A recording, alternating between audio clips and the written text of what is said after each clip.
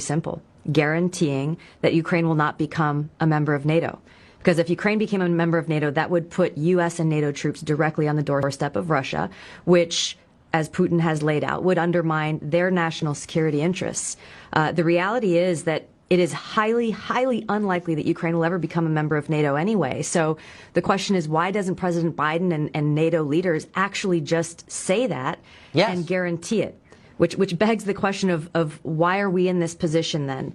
If the answer to this and preventing this war from happening is very clear as day, and really it just points to one conclusion that I can see, which is they actually want Russia to invade Ukraine. Why would they? Because number one, it gives the Biden administration a clear excuse to go and levy draconian sanctions, which are a modern day siege against Russia and the Russian people. And number two, it cements this Cold War in place. The military-industrial complex is the one that benefits from this. They clearly control the Biden administration. Warmongers on both sides in Washington have been drumming up these tensions. If they get Russia to invade Ukraine, then, again, it locks in this new Cold War.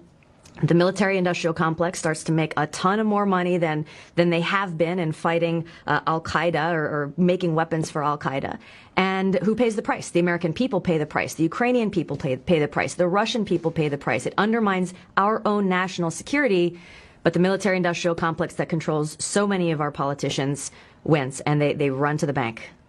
You've seen this from both sides as a lawmaker and a member of our armed forces, so I think you've got a credible view on this.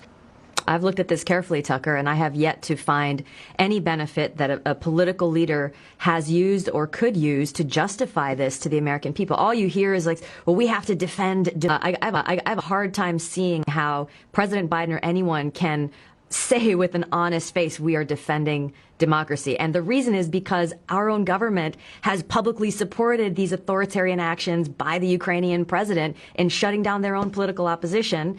And it begs the question, this sounds familiar to some of the things that unfortunately we're seeing play out